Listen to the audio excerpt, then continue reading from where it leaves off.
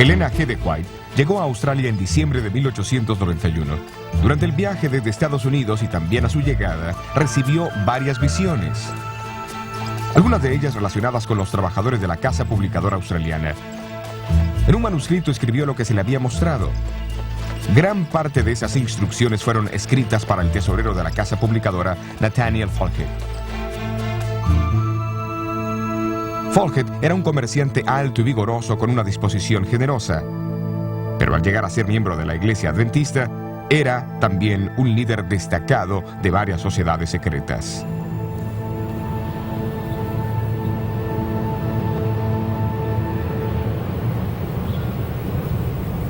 Y mientras el tiempo pasaba, se envolvía más y más en sus actividades masónicas, y menos en su trabajo para la Iglesia.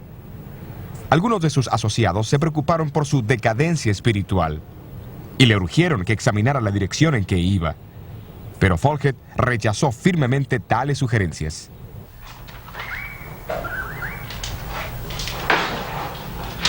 Fue en ese tiempo que Elena White escribió lo que le había sido revelado.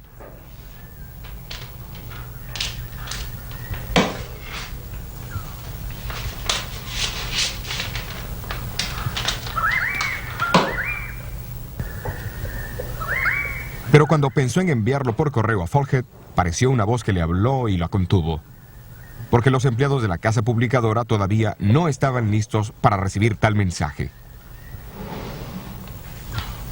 Unos 12 meses más tarde, el primer período escolar de la primera escuela adventista de Australia recién había terminado. Asistiendo a los ejercicios de clausura, se encontraba Elena G. de White. Después de la reunión, invitó a Nathaniel Folkett para que la visitara. Cuando llegó, comenzó a leerle el manuscrito. Mientras describía algunas de las reuniones del orden secreto, le recordó de su mal hábito de dar ofrendas pequeñas a la iglesia y grandes donativos a los fondos de la logia. También le dijo que había oído cómo a él lo llamaban, reverendo maestro, y le advirtió que ningún ser humano debe ser llamado así. Aunque no atacó el sistema de la logia masónica, denotó lo difícil que es para un cristiano servir a dos señores. Mientras hablaba, hizo un movimiento con sus manos que impresionó a Folkett. ¿Usted sabe lo que ha hecho? Usted ha hecho la señal secreta de los masones. La señal de un caballero templario. Mientras siguieron hablando, nuevamente hizo un movimiento con su mano. Súbitamente Folkett adquirió una palidez mortífera. La señal que había hecho solo era conocida por la orden más alta de los masones, una señal que ninguna mujer debía conocer. En las próximas 2 horas, Folkett luchó con su conciencia. Finalmente resolvió desligarse de la logia masónica y lo logró después de una lucha. El Señor me ha honrado grandemente al hablarme por medio de la señora White. Él ha presentado mi caso a ella y me llamó por mi nombre. Por eso yo atenderé la instrucción del Señor.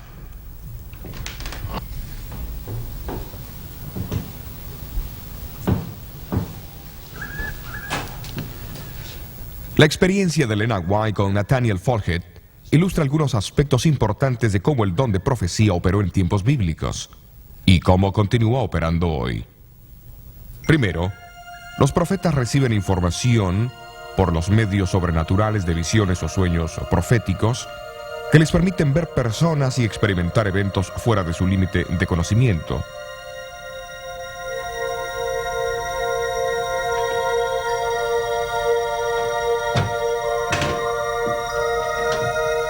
Luego, son dirigidos a comunicar el mensaje a las personas involucradas. Él o ella, porque las mujeres también fueron llamadas a ser profetas, tienen que exponer el mensaje en forma oral, escrita o personificada. Esencialmente, un profeta es el intérprete de Dios. Por eso es que el don profético es conocido como el testimonio de Jesús. Esto no significa que Dios dicta el mensaje al profeta. Antes bien, el Espíritu de Cristo satura la mente del profeta con pensamientos.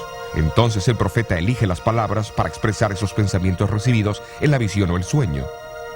Esto también significa que la cultura el nivel educacional y la formación del escritor juegan un papel importante en la forma como estos mensajes son comunicados.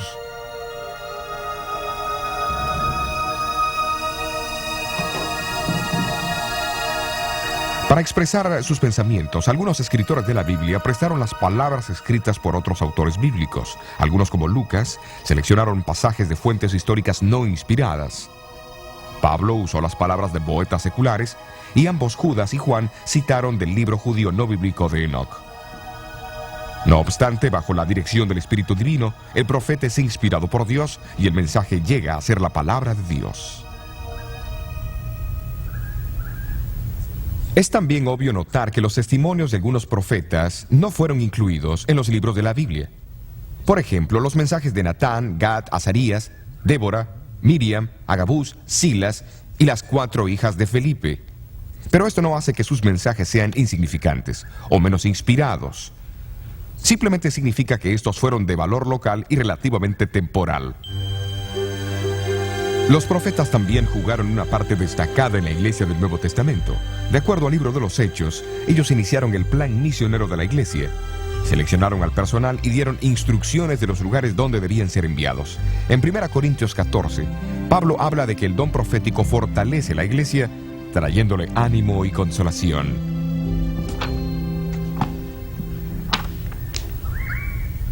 Pablo también escribe en Efesios 4 que los profetas son uno de los principales medios que Cristo ha puesto para traer unidad a la iglesia. Por lo tanto, sus consejos ayudan a proteger la iglesia de las falsas doctrinas. De acuerdo a Hechos 15, los profetas confirmaron a los creyentes en la verdadera enseñanza de la iglesia en tiempos de controversias religiosas. Pero sobre todo, Pablo enseña que el propósito primordial del profeta es llevar a hombres y mujeres a Cristo, estableciéndolos en una relación con Él. Para ayudar a alcanzar esa meta, Jesús predijo por medio de los profetas del Nuevo Testamento que tal actividad continuaría en la iglesia. El testimonio de Jesús no cesaría con el libro de Apocalipsis.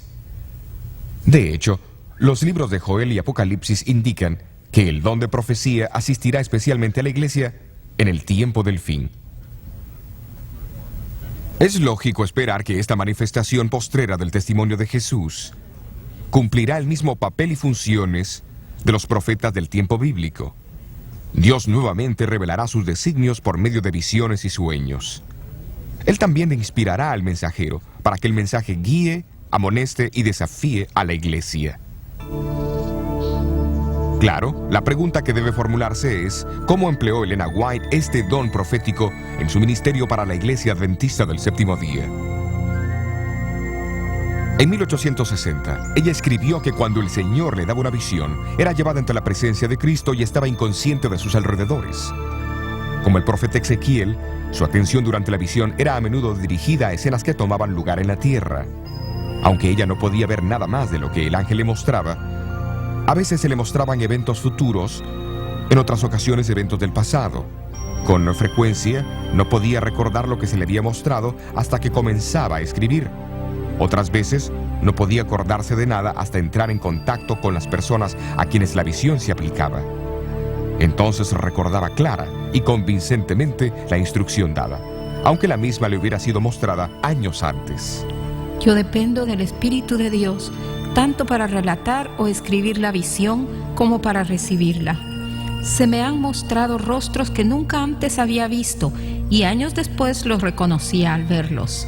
He escrito a la medianoche cartas que han atravesado el continente y al llegar la crisis han evitado grandes desastres para la causa de Dios.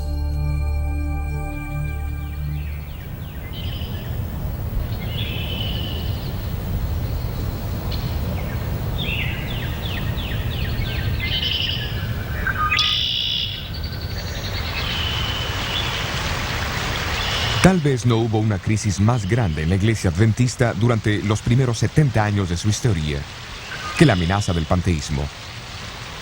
Los panteístas creen que Dios no es un gran ente personal, sino una esencia misteriosa, una influencia impersonal que impregna toda la naturaleza. Aunque Él existe en todas las cosas, en árboles, flores, aire y animales, Él es tan impersonal como la gravitación o los rayos del sol.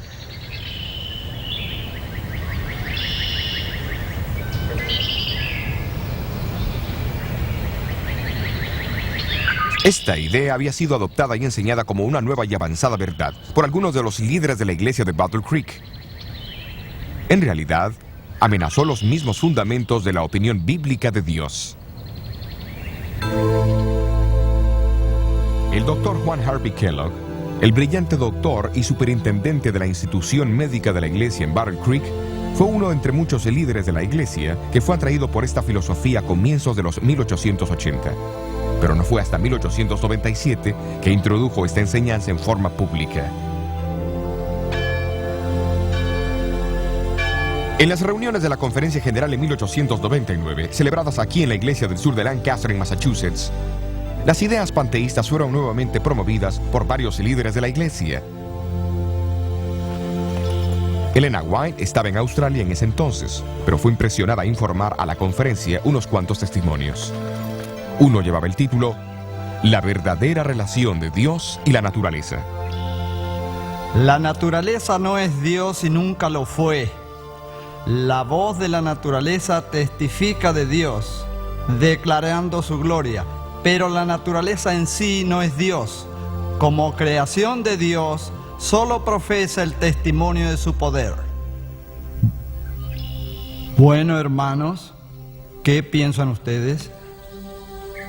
La ocasión cuando ocurrieron estas comunicaciones fue muy significativa. Habían sido escritas aquí en Australia casi 4 semanas antes del comienzo de la conferencia, pero llegaron justo cuando se las necesitaba.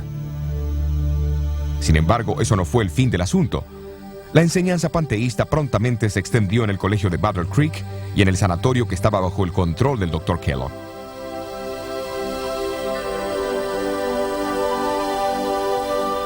En febrero de 1902, el gran sanatorio de Battle Creek se incendió. Se necesitaba un nuevo edificio y para ayudar a sufragar los costos, se sugirió que el Dr. Kellogg escribiera un libro sobre el cuidado de la salud.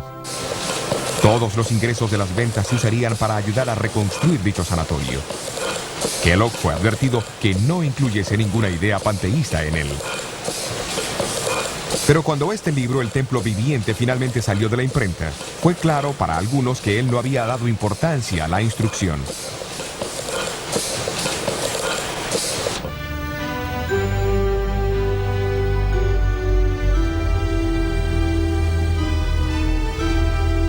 En 1903, los líderes de la iglesia planearon que el concilio anual tendría que ser en Washington, D.C. El presidente de la iglesia, Arturo Daniels, esperaba que no se hicieran referencias a El Templo Viviente o a las ideas panteístas de Kellogg. Sin embargo, cuando los defensores de Kellogg de Battle Creek llegaron, fue evidente que era inevitable una confrontación. Señores, necesitamos un nuevo modo de ver a Dios. El panteísmo no dará eso, será una nueva experiencia religiosa. No estoy de acuerdo con usted, hermano Kellogg. No estoy de acuerdo con usted en absoluto. Amén. Yo creo Amén. que el panteísmo debilitará la fe y llevará a la iglesia a perder confianza en Dios. Aferrándonos a nuestras tradiciones. No hemos estado aferrándonos a eso por mucho tiempo. Lo que usted quiere hacer es llevarnos a pensar en un Dios que no se interesa Eso por no nosotros. es lo que hemos dicho. Hermanos, por favor, pienso que debemos terminar esta reunión.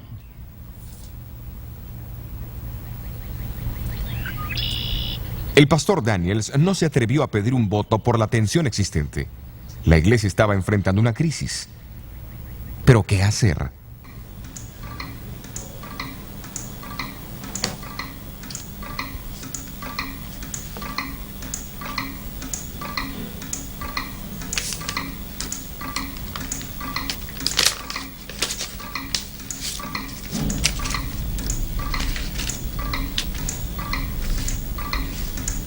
Tengo algo que decir referente al nuevo libro El Templo Viviente. Tengan cuidado con su modo de pensar acerca de este libro con respecto a la personalidad de Dios. Como el Señor me presenta los hechos, ese modo de pensar no tiene el apoyo de Dios. Se me ha mostrado que el autor está en un camino falso y ha perdido de vista las verdades distintivas para este tiempo.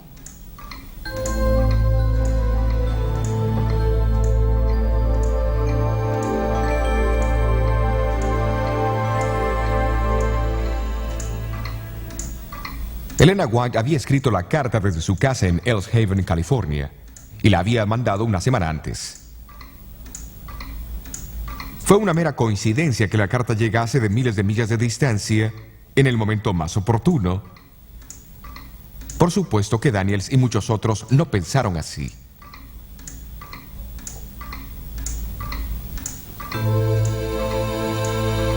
Nunca antes los mensajes de Dios fueron tan necesarios como en este momento, y nunca hubo mensajes más certeros mandados por Él a su pueblo que los que usted nos ha enviado. Usted no se puede imaginar la gran bendición que ha sido para nosotros su comunicación sobre el templo viviente.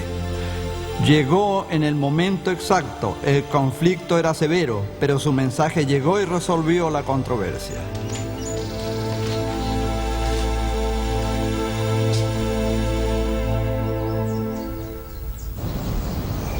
El concilio de Washington no era solo una amenaza a la organización o al liderazgo, envolvió mucho más, pues la misma comprensión del carácter y personalidad de Dios estaba en peligro.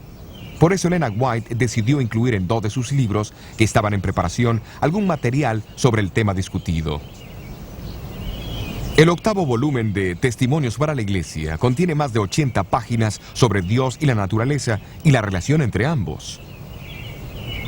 En el Ministerio de Curación, ella escribió una sección titulada El conocimiento esencial, que recalca la importancia de conocer al Dios que maneja el universo. Esto fue siempre de suprema importancia para Elena White. Su constante blanco en sus sermones y escritos era exaltar a Jesús y su amor ante el mundo. Desafortunadamente, eso no estaba en primer lugar para toda la iglesia. Tomemos la iglesia de aquí, de Battle Creek. A ninguna iglesia Elena comunicó más mensajes que a esta. Los adventistas del séptimo día comenzaron su obra en esta ciudad de Michigan en el año de 1852, cuando el capitán del barco José Bates visitó la ciudad buscando al hombre más honesto del pueblo. El administrador de correos, Leonardo Stewart, lo dirigió a David Hewitt, un buhonero presbiteriano. Bates lo convenció de la importancia de guardar el séptimo día sábado, y Hewitt llegó a ser el primer adventista guardador del sábado en Battle Creek.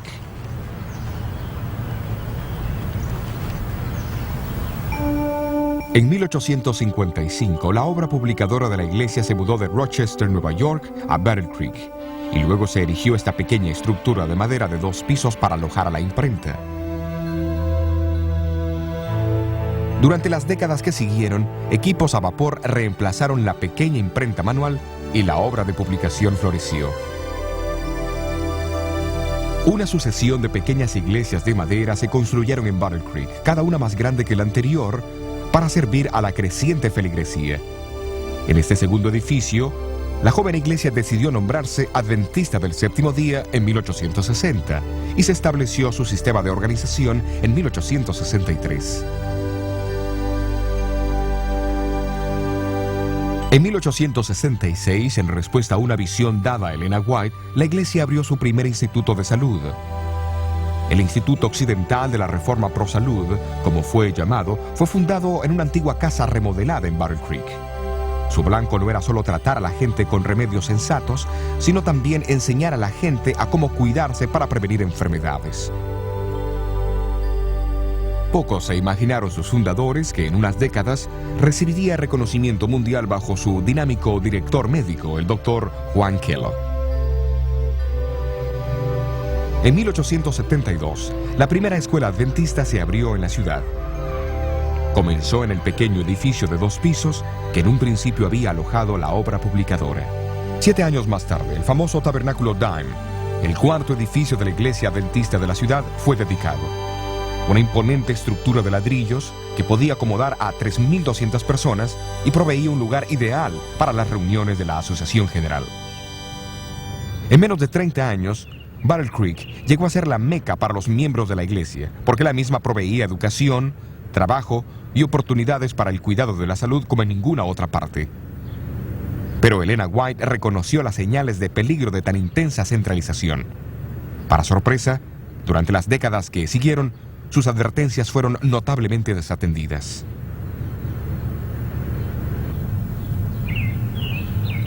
A fines de los años 1890, la casa publicadora Review and Herald era la más grande de todo Michigan. De fama mundial, el sanatorio en la colina tenía casi 1000 funcionarios, más de 2000 miembros de iglesia y visitantes asistían al tabernáculo Dime cada sábado.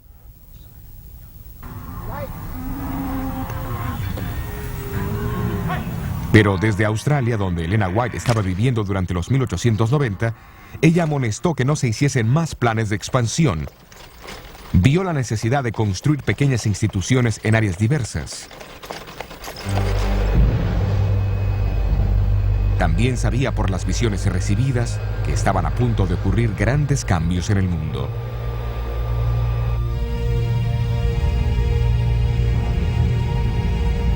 En 1890, ella había escrito sobre futuros conflictos por todas partes, con el hundimiento de miles de barcos y la destrucción de fuerzas navales.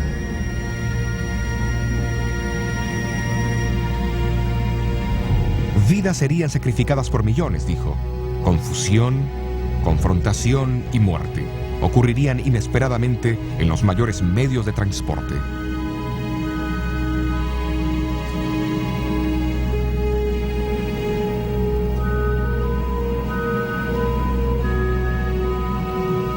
Recordemos que en 1890 una guerra mundial era inconcebible y los aviones y los carros a gasolina ni habían sido inventados. Pero todas sus palabras resultaron veraces. 24 años más tarde, en la Primera Guerra Mundial, 10 millones de personas murieron y otras 40 millones en la Segunda Guerra Mundial. Y han ocurrido grandes pérdidas de vidas en los mayores medios de transporte desde entonces. Durante la sesión de la Asociación General en Battle Creek en 1901, se dieron algunos pasos para descentralizar la organización de la iglesia. Sin embargo, las advertencias de Elena White sobre el incremento de la comercialización y los sueldos injustos en la casa publicadora mayormente cayeron en oídos sordos. Pero en noviembre de 1901 fue comunicado un mensaje impactante a los miembros de la Junta de la Casa Publicadora. Ella les recordó que Dios estableció la Casa Publicadora para propagar su verdad. Pero esta meta había sido olvidada en la búsqueda de ganancias comerciales. Luego vino la advertencia. He tenido miedo de abrir la revista adventista por miedo de ver que Dios haya purificado la casa publicadora con fuego. A menos que haya una reforma, la calamidad vendrá a la casa publicadora y el mundo sabrá la razón. Pronto lo supo.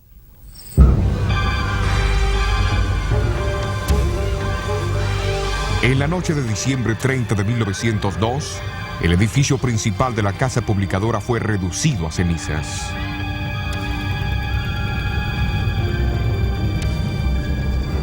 Esto ocurrió unos 10 meses después de que el famoso sanatorio de Battle Creek fuese también destruido por el fuego.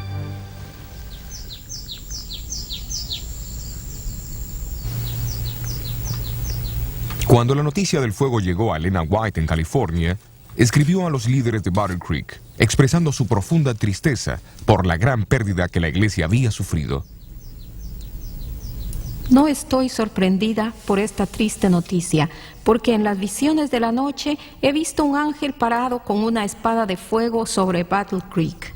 Una vez, durante el día, cuando mi pluma estaba en mi mano, perdí el conocimiento y pareció como si esta espada de fuego fuese primero en una dirección y luego en otra.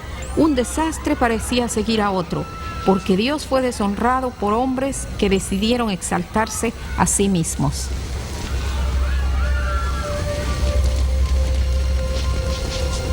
En los meses que siguieron, la iglesia tuvo la oportunidad de pensar seriamente en los incendios desastrosos y sus causas. Rápidamente los líderes editoriales tomaron la decisión de nunca más publicar trabajos comerciales, como también la de mudar las oficinas centrales de la iglesia de Battle Creek a Washington, D.C.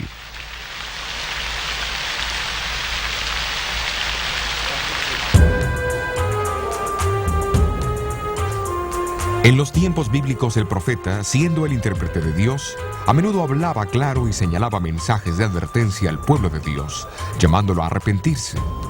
Tales mensajes fueron populares porque casi siempre atacaban el egoísmo, el orgullo y el amor al poder. En Apocalipsis 3, Jesús escribió a una de sus iglesias: «Yo reprendo y castigo a todos los que amo». Dios es el mismo hoy día.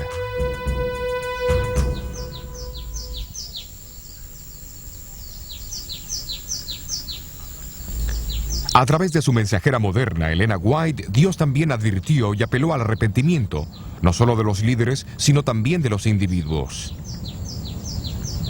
Esteban Smith y su familia aceptaron el mensaje adventista en 1850 y adoraron a Dios, juntamente con los guardadores del sábado aquí, en Washington, Nueva Hampshire.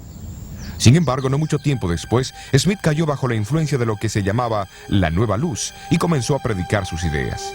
Se volvió mordaz y crítico del liderazgo de la iglesia, especialmente de Jaime y Elena White.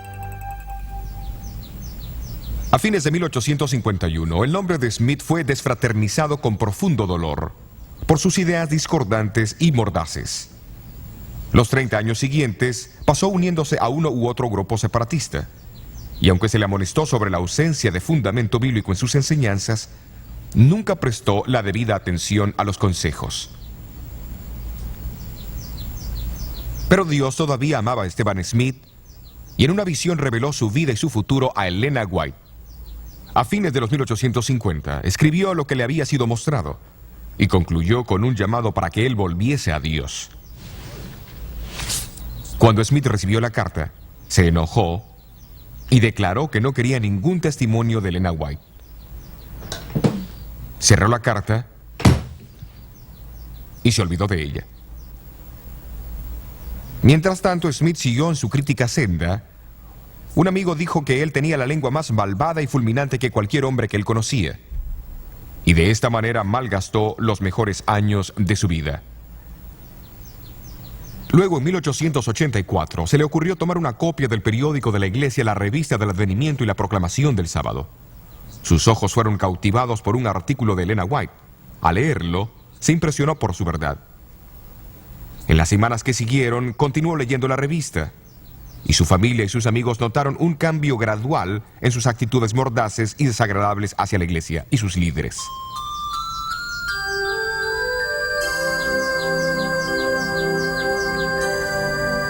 Un año después, Eugenio Farnsworth fue nuevamente invitado a hablar aquí en su iglesia. Su viejo amigo Esteban Smith, ahora con 78 años de edad, resolvió asistir a la reunión del sábado por la mañana, cuando Farnsworth predicó desde este púlpito sobre el surgimiento del movimiento adventista en la profecía bíblica. Las palabras positivas y confiadas de Farnsworth afectaron a Smith profundamente. Durante la siguiente semana, Smith recordó la carta que había recibido de Elena White tantos años atrás. Al abrirla, leyó sobre lo que su vida sería si continuaba el curso que había tomado. Sin embargo, lo que había sido una predicción cuando la carta fue escrita, era ahora historia. Un registro de cómo él había vivido, porque no había cambiado sus hábitos.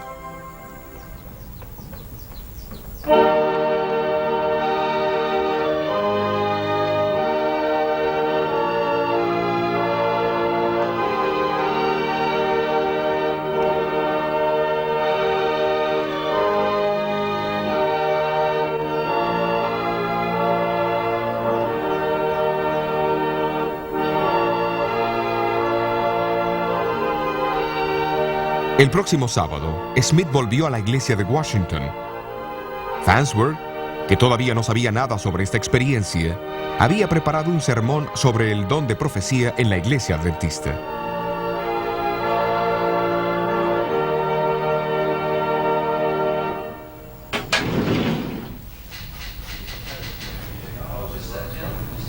Esta carta fue escrita por Eugenio Farnsworth a Elena White el 15 de julio de 1885, poco tiempo después de predicar su sermón en la iglesia de Washington. Menciona cómo después del sermón, Smith se paró y relató a la congregación la historia del testimonio que él había recibido más de 25 años antes y cómo él no lo había leído hasta el último jueves. Su verdad lo había convencido. Farnsworth registró las palabras de Smith en esa ocasión de esta manera: si yo hubiera hecho caso al testimonio que Dios me envió, todo el curso de mi vida hubiese cambiado y yo hubiese sido un hombre muy distinto. Cualquier hombre honesto debe decir que los testimonios siempre conducen a un hombre, hacia Dios y hacia la Biblia. Palabras muy definidas de uno de sus peores críticos. En vista del obvio impacto sobre los individuos y la Iglesia a través de los años, muchos se han preguntado cómo los escritos inspirados de Elena White se relacionan con la Biblia en este mundo contemporáneo. Por ser más recientes, se reemplazan a las Escrituras. ¿Le son de alguna manera una añadidura? Tal vez Elena White misma tiene la última palabra sobre el asunto. Si hubieseis hecho de la palabra de Dios vuestro estudio, no necesitaríais estos escritos. Es porque habéis dejado de instruiros con el libro inspirado de Dios que Él ha buscado alcanzaros con testimonios simples, directos. No intentan dar nueva luz, sino impresionar vívidamente el corazón con las verdades de inspiración ya reveladas. Porque se ha dado poca atención a la Biblia, el Señor ha dado una luz menor para guiar a hombres y mujeres hacia la luz mayor.